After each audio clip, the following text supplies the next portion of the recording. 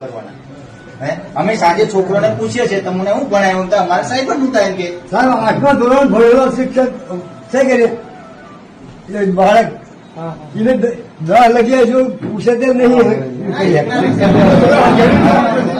અમારે આદિવાસીને માત્ર કાપવાનું છે કે પછી બધાના માટે હરકું છે એમ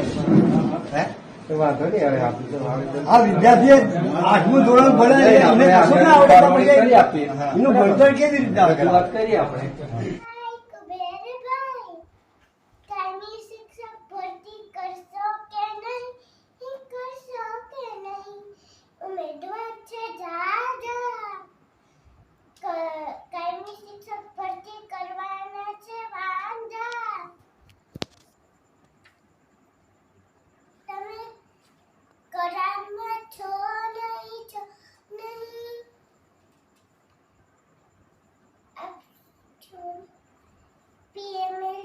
जल्दी आपसो के नहीं एक थी बार जग्या वो 400 के नहीं कुबेर भाई તમે શિક્ષક ભરતી કરશો કે નહીં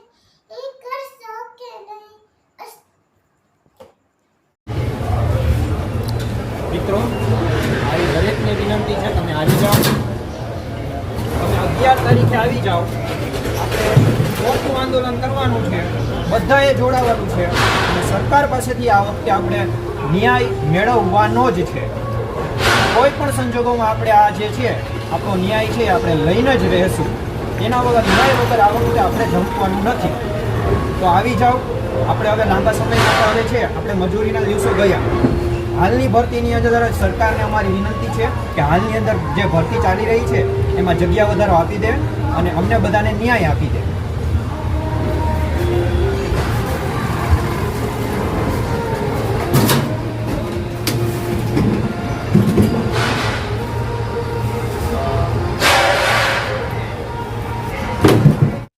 આપનું નામ?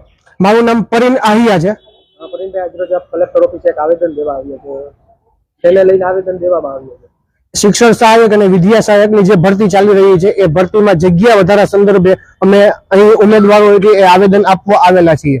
ખાસ કરીને શું માંગ છે આપની જે અને તંત્ર દ્વારા શું અપેક્ષા રાખો? જે પણ જૂના શિક્ષકો અને આચાર્યોની બદલી બાદ જે જગ્યાઓ ખાલી પડેલી છે 5112 જેટલી, એ બધી જગ્યાઓ જે ચાલુ શિક્ષણ સહાયક ભરતીમાં ઉમેરવામાં આવે અને વિદ્યા સહાયકમાં 31/5/2025 ની સ્થિતિએ જે પણ એકમ ખાલી છે એ અમને આ ચાલુ ભરતીમાં ઉમેરી દેવામાં આવે એવી માંગ લઈને અમે તમામ ઉમેદવારો છે અહીં આવેલા હતા. તંત્ર દ્વારા શું ખાસ કરીને જે કલેક્ટર સાહેબને રજૂઆત કરી ત્યાંથી શું પ્રતિસાદ મળ્યો? જોકે કલેક્ટર સાહેબ શ્રી છે અત્યારે હાજર ન હતા, બંદોબસ્ત અર્થે બહાર ગયેલા હતા. તો અમે નાયબ ચીફની સાહેબને આવેદન આપ્યું. સાહેબે આવેદન ખૂબ સારી પૂર્વક અમારું સાંભળ્યું અને આગળ જે જરૂર પહોંચાડશે અને અમને સારો એવો પ્રત્યુત્તર મળે એવી અપેક્ષા અમે ઉમેદવારો અહીં રાખીએ છીએ.